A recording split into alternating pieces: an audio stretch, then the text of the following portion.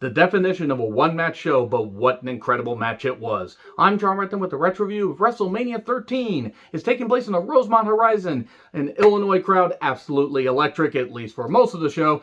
And the Rosemont Horizon was at least more useful than Event Horizon that came out this same damn year. You had Lawrence Fishburne and Sam Neill in a sci-fi horror movie, and you managed to make it that shit. That movie was absolutely goddamn horrific, but enough sci-fi, 90s horror ranting by me.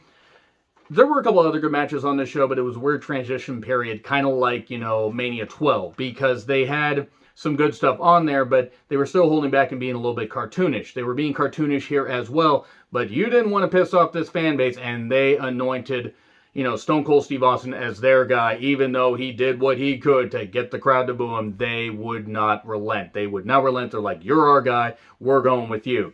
18,000 plus, and Vince, Lawler, and JR on commentary. We had a dark match of Billy Gunn versus Flash Funk. Hey, Flash Funk, Too Cold Scorpio, you're going to come into WWE, get paid well and everything, and we're going to give you the Funkettes, and then we're going to have you lose in a dark match at WrestleMania after an appearance at Survivor Series 96 and at the Royal Rumble. And they never knew what to do with Too Cold Scorpio, who's still doing some really good shit, even, in 2021, because the man is a physical marvel. So we had the Headbangers, Mosh and Thrash, versus Furnace and LaFon versus the New Blackjacks, Barry Windham and Blackjack Bradshaw. They thought taking Barry Windham, who obviously had a relation to the Blackjacks, the original Blackjacks, they thought taking one of the best workers of the, the 80s and even the early 90s, and putting this gimmick on him was a good idea. It wasn't. It was really goddamn shit. And then you had Blackjack Bradshaw with, the thick mustaches and everything, and it didn't work because nobody wanted to see a new version of the Blackjacks. They didn't want to see the old Blackjacks because they were way too old and shouldn't have been in wrestling except in the backstage agent role like one of them was, I believe, Mulligan. But anyway, nobody wanted to see rebrands of this. Like, the tag team division was not seen as really all that prominent. Also, the Godwins were there with Hillbilly Jim, and legend has it that his Hall of Fame speech is still going to this day. Alright, it was for a tag title opportunity. Even back then, they were saying that horse shit. So, two teams got eliminated quickly. Furnace and LaFon, the New Blackjacks, were outside. They got counted out or DQ'd or whatever when the ref got shoved down because they only had 11 minutes for this match, and they're like, okay, let's get rid of these two teams.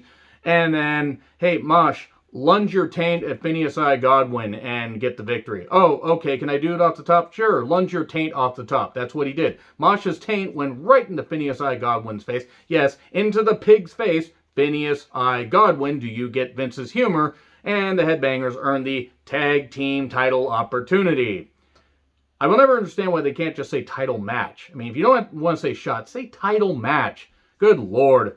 Anyway, Captain Lou Albano, Arnold Scullin, and Tony Atlas are in the front row because they have some legends there, and the Honky Tonk Man was there.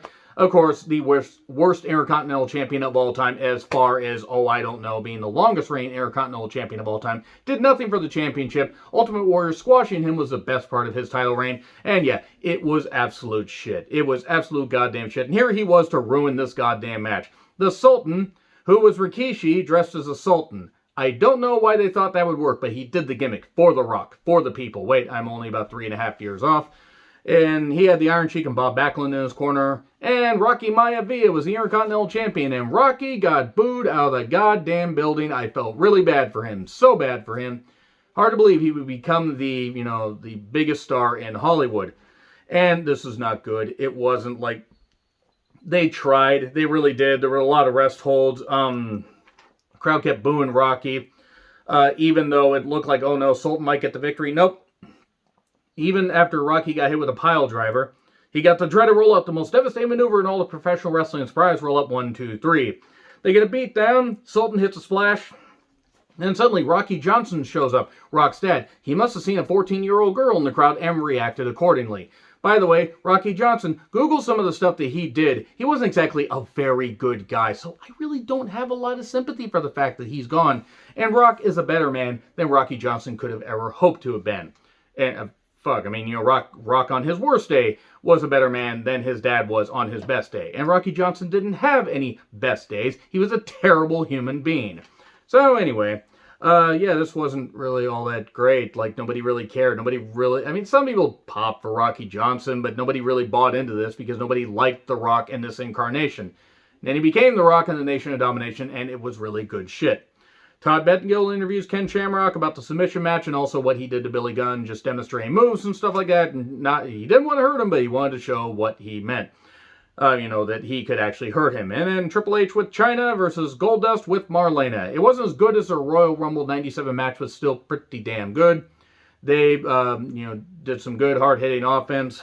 This is most remembered for a thick Amazonian brunette woman ragdolling and brutalizing and dominating a petite blonde woman in Chicago News at 11.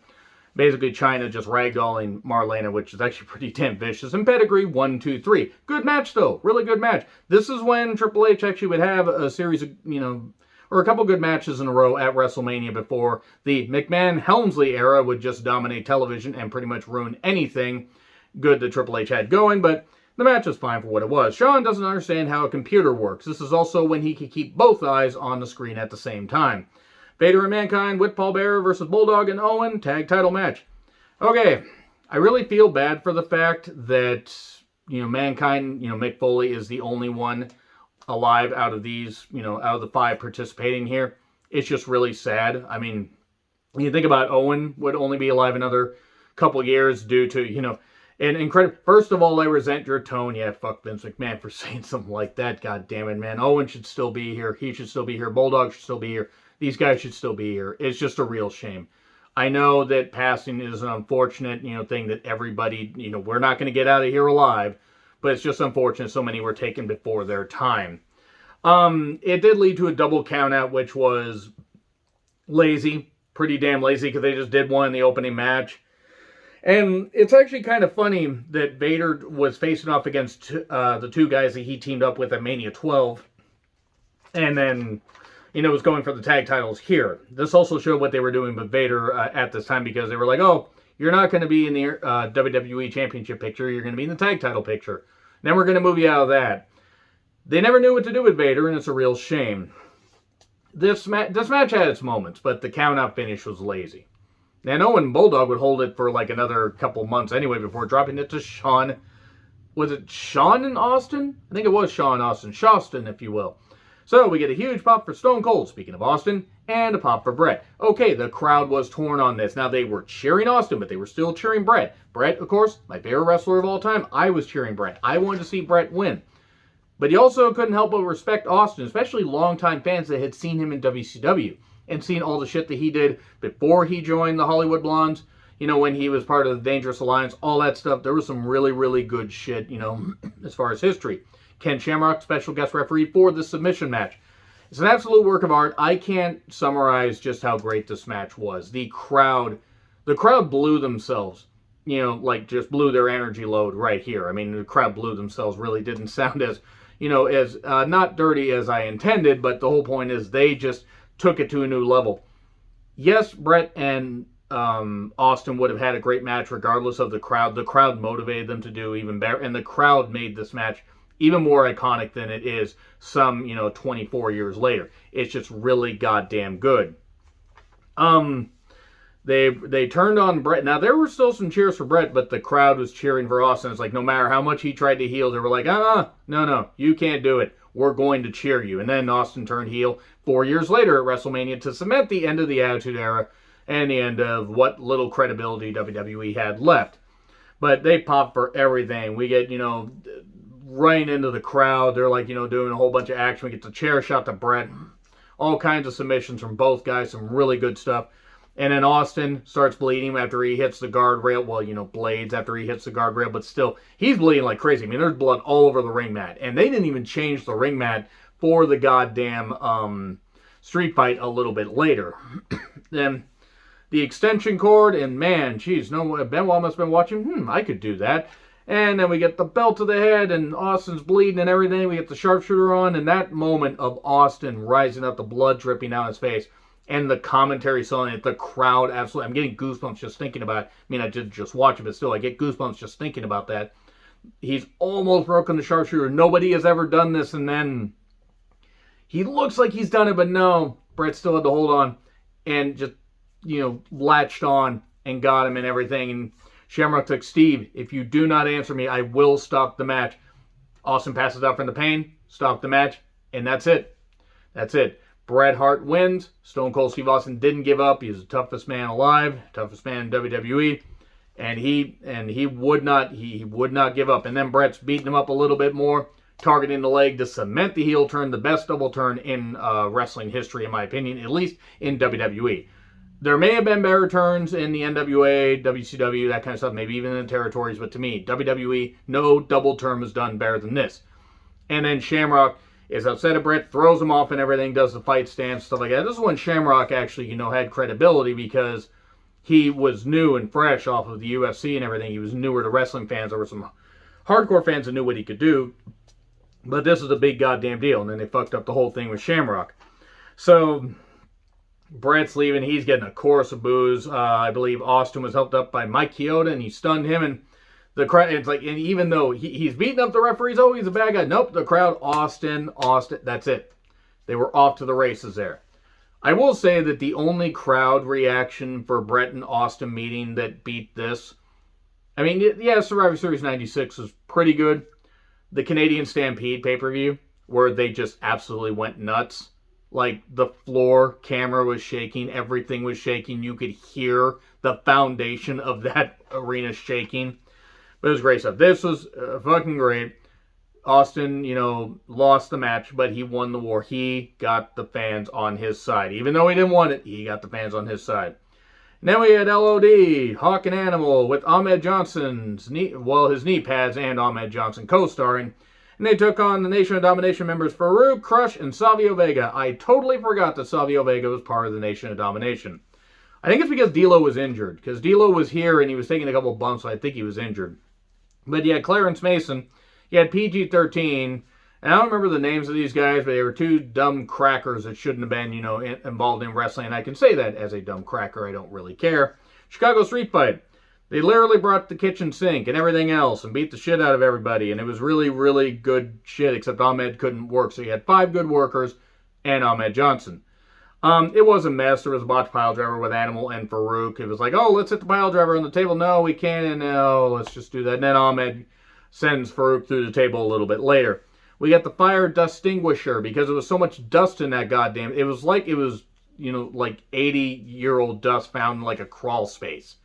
Like, it was insane. I mean, like, it wasn't even like a regular fire extinguisher. It was all like smoky and not even like a good kind of smoky. Like, oh, it makes this, cool sound. No, it really looked like they turned a goddamn dust filter over a fan and just blew it like into the sky. And I mean, it was all over the mat.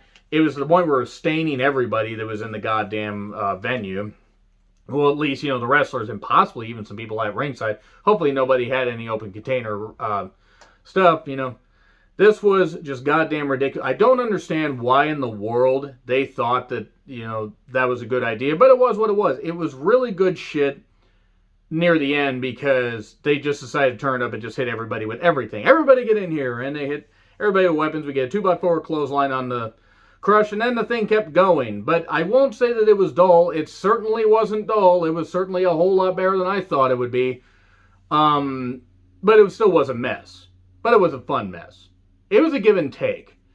And then Doomsday Device on the one-member PG-13. Bret comes out and confronts Shawn, who comes out for commentary after he lost his smile so he didn't have to lose his title to Bret. I'm going with that, even though I know that he had some level of a knee injury, and I'm sure he did. It was probably his, career-ending as his back injury. But anyway, Shawn had a lot of issues at this point. He got clean. He got, he's become a better person. But he also, was out there to do commentary. Shawn was confronted by Bret. He says, why don't you take your little pussyfoot injury, go back and find your smile. And by the way, he interrupts this while Sid and Taker are facing off in the ring when the bell is rang. So any, run time that, this match had, I think it was 20-something minutes, 20, 21 minutes, they should have cut, about a fourth of that off because there was a whole lot of stalling. You had Bret cutting that promo, and then Sid beats up Bret and then basically says, oh, crybaby, just go away and stuff like that. That comes back to bite him. This match was not good. Bret kept interfering and distracted Sid, and then Sid got hit with the tombstone. This match also, I didn't expect it to be great, but it was actually a lot more boring than I remember. And also, you had Sid that apparently, allegedly, crapped his tights, so it's Sid shit, if you will, Whew, boy, I really shitco Sid. Was a friend of mine. I guess I tried to do that and failed miserably. But yeah, new champion, Undertaker. Even though Vince tried to basically say, like, oh, Undertaker's finally champion. He won the championship like 5.5 years prior, Vince. I mean, do you not remember that? Oh, wait, you don't want to remember that because he beat Hogan in Hulkamania's Dead Monsoon. Yeah, this wasn't very good. It really wasn't. And it's actually disappointing because I wanted it to be good. But, like, the Bret Austin match basically makes this Mania worth watching. Again, there are a couple other good matches on there, Triple H and Goldust and stuff like that, but a lot of the show is really messy because it's just a weird transition period, and Undertaker winning the championship, yes, he would go on to have a pretty dominant run and then lose it at SummerSlam in a very terrific match against Bret Hart because, of course, Bret and Undertaker created magic every damn time that they wrestled. But anyway, let me know what you guys thought of this show in the comments. Like, share, subscribe, Twitter handle in the description. I'm John Retlin. I'll see you soon.